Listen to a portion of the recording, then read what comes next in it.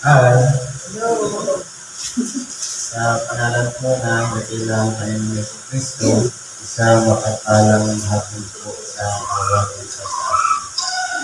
Nandito po tayo sa ikalawang bahagi ng ating pong binibigyan ng buhay ang bawat aralin o sweetness na nakakasya sa bawat kumpanin. Ngayon po, meron pang aralin. Sabi po dito sa Juan 8, ito po ay naging aralin din kagabi doon sa isang templo sa Goa. Pero hindi ko po tinalakay kasi ang tinalakay po yung isang sitas. Ito po ang nakasulat sa Ebanghelyo ni Apostol Juan sa Kapitulo 8, versikulo 1 hanggang sa 11. Basahin po muli natin. Tatapos si Jesus ay nasa bundok ng mga Olivo at pagkaumaga ay nagbalik siya sa templo at ang buong bayan ay lumapit sa kanya sa inaupo at siya ay tinuruan. At dinala sa kanya ang mga eskriba at mga parisiyo at isang babaeng nahuli sa pangangalo niya at nang mailagay niya sa gitna ay sinabi nila sa kanya, Guro, nahuli ang babae ito sa kasalukuyan ng pangangalo niya. Sa kautosan namin ay pinagputo sa amin ni Moises na batuhin ang mga ganyan. Ano nga ang sabi ninyo tungkol sa kanya? At ito'y kanilang sinabi kasi sinusubok upang sa kanya ay may sumbong sila. Datapwat yumuko si Jesus at sumulat ng kanyang daliri sa lupa. Kaya pansinin po natin mga kapatid. Dito po, ang ating dakilang Panginoon, una, pumunta sa doon sa bundok ng mga Olivo. Ano pong ginagawa ng ating dakilang Panginoon?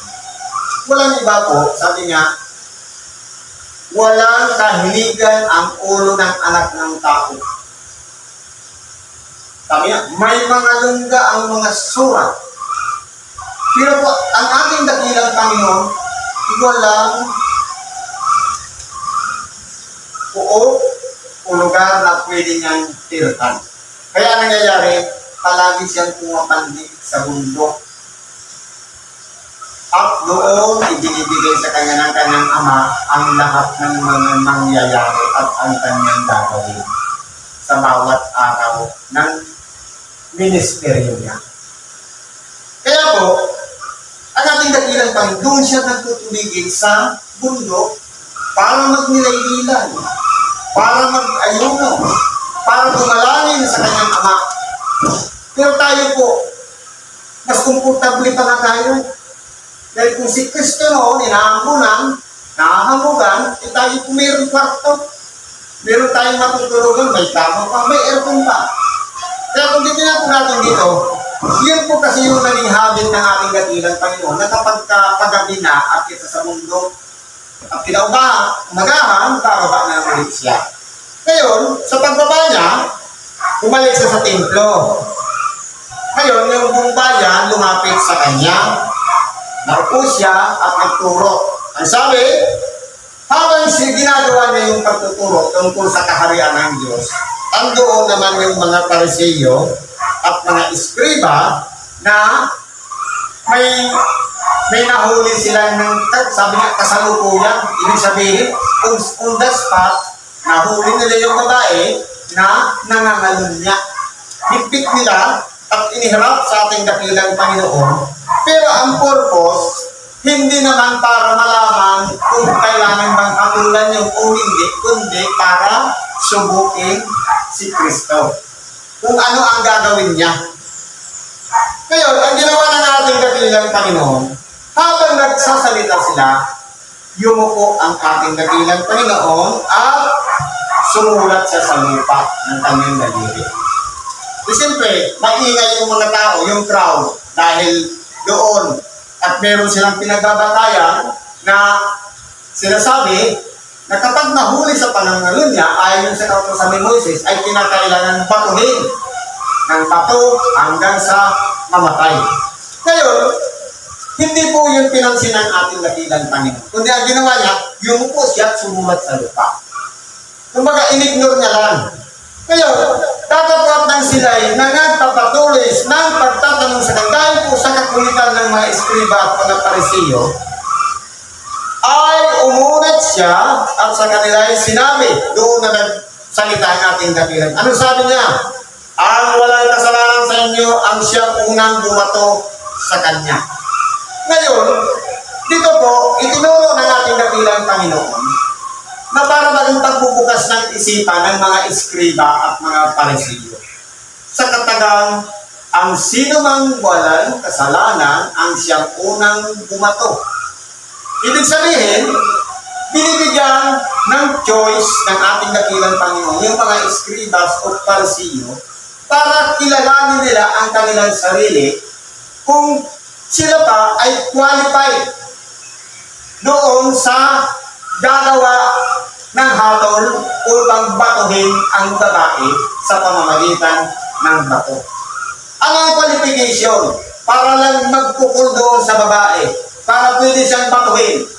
Ang sino mang walang kasalanan. Yun ang first. Yun ang unang lalapit, dadampot ng bato, siya ang malayang makapagbabato doon sa babae.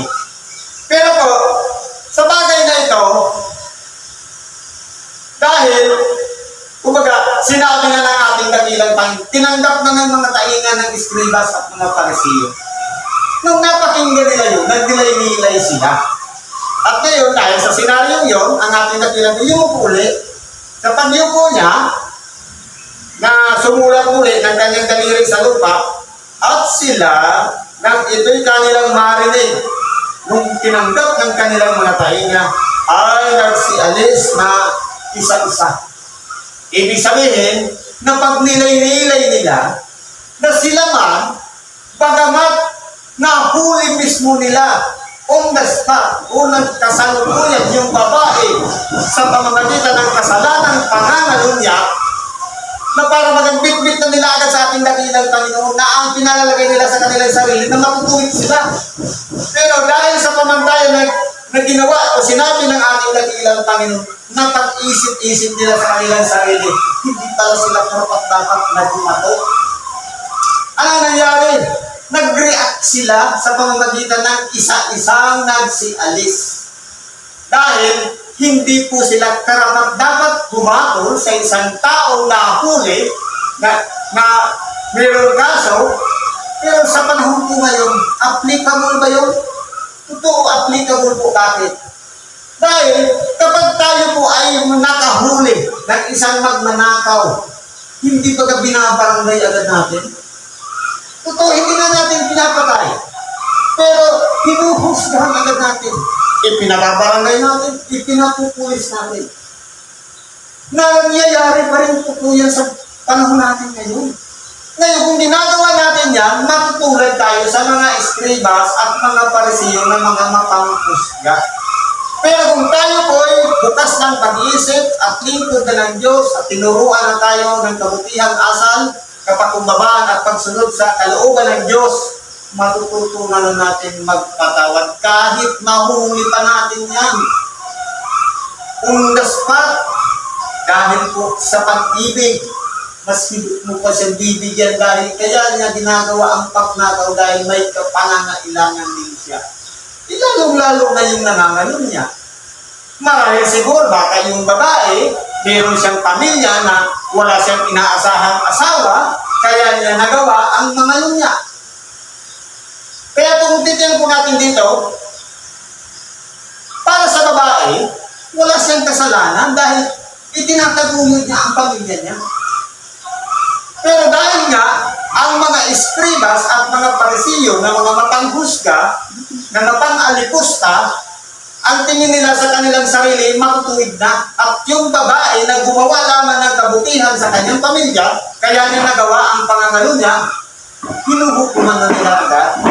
Na parang ipinilalagay nila na mas masama pa yung babae na yung kisa sa kanila, kisa sa mga eskribas at mga parisiyo. Ngayon, ano ang nangyari? At sila'y nang ito'y kanilang marinig ay nagsialis na isa-isa at na nagpasimula sa katanda-tandaan hanggang sa kahuli-hulihan. Ibig sabihin, yung mga eskribas at parisiyo ng mga matatanda na buksan ang kanilang pag-isip, sila po ang unang umalis. Pati yung mga hanggang sa mga kabataan. Dahil halo-halo po yung tao nun. Yung mga matatanda hanggang kabataan. Kumbaga lahat sila sama-sama dahil lang sa na-witness nila na nahuli yung babae sa pangangalog niya. Na parang gusto nila hatulan agad, patayin agad.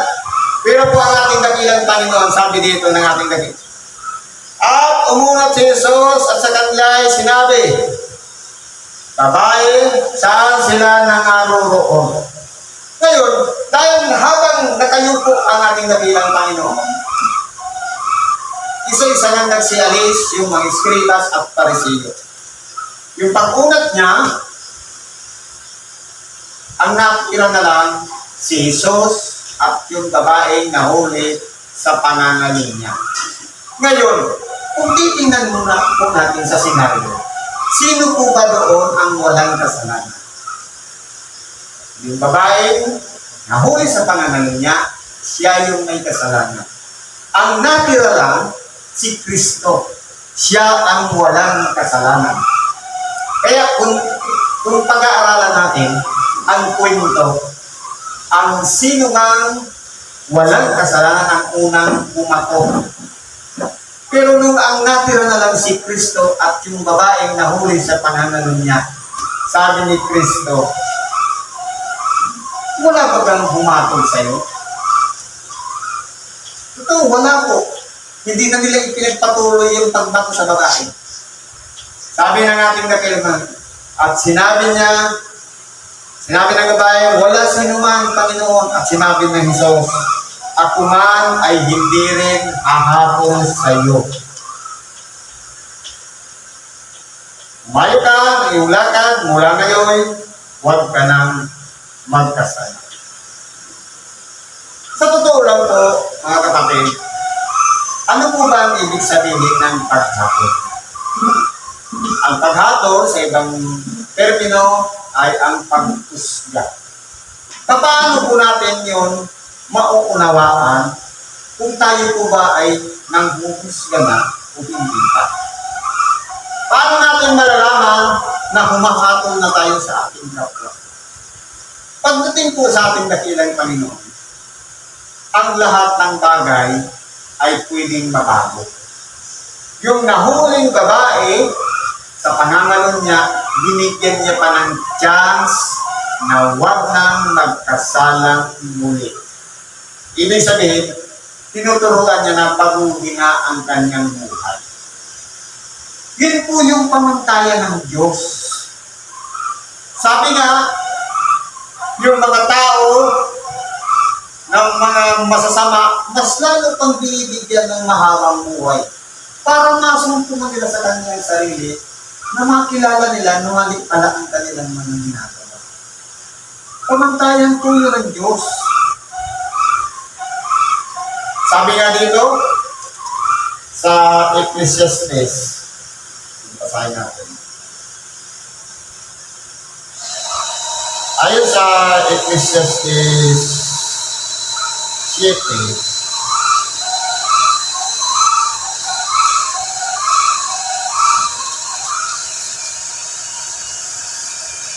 para malaman natin sa ating sarili, ano ba ang dapat natin gagawin.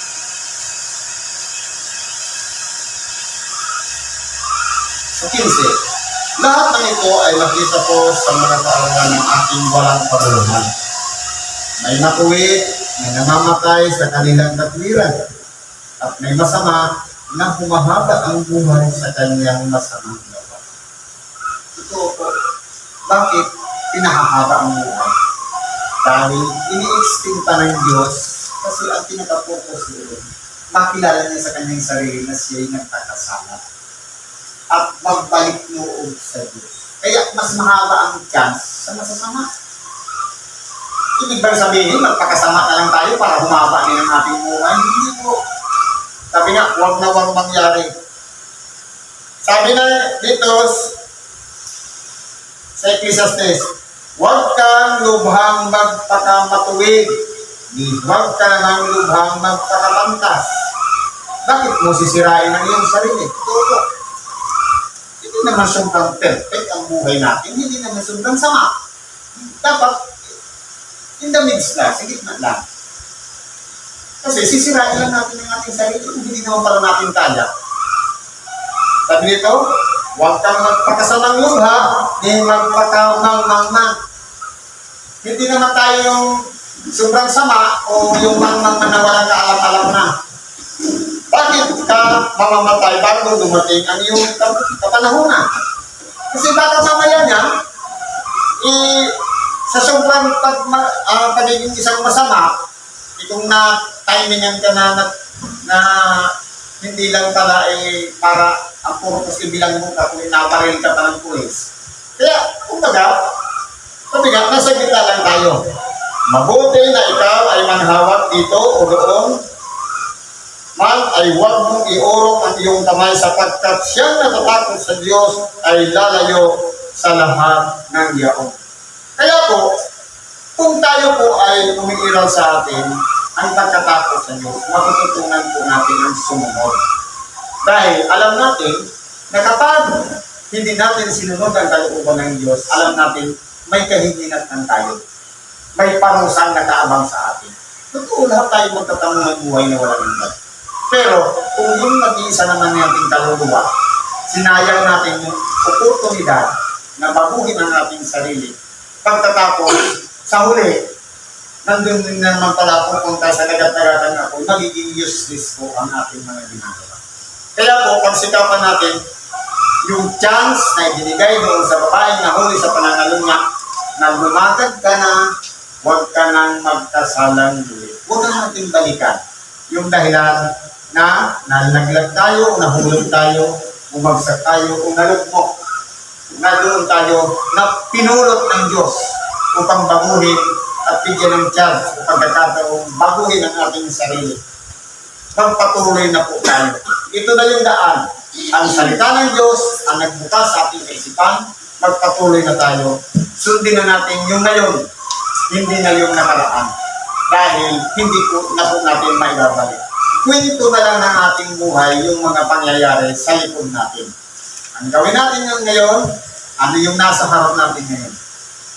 Pasulong tayo, papunta doon sa hangganan ng buhay natin. Patungulong sa buhay na walang hanggan.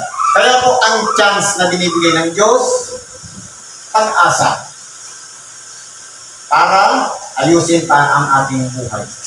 Pero sa tao, kapag nahuli ka, patay agad. Bilanggo agad. Di ba po kasi ang pamantayan ng tao sa pamantayan ng Diyos? Ang pamantayan ng tao, kung kriminal ka, hulihin ka, sila. Pero sa Diyos, kapag nahuli ka, pinapatawad ka. May chance pa para baguhin ang ating mga sarili. Ganyan po kabait ang Diyos. Hindi katulad nating mga tao na mababagsik kapag nakahuli, gusto natin pagtula agad ang mga nahuli. Siguro po, hanggang dito dyan na lang ang ibagi natin ngayon. Nakarelate tayo sa Ebanghelyo ngayon. Salamat sa Diyos at pagkinaman natin mga kahilingan karaingan. Ilapit natin yan sa Diyos. At ang mga aral natin napakinggan, i-apply natin sa ating kamay. Itanin natin sa ating isip, sa ating puso, at gawin natin itong batayan. Kung sa ganon, meron tayong matutunan. Kinabukasan, i-apply natin sa pagkain natin sa ating. Salamat sa Diyos at napagpalang hapon sa bawat isa.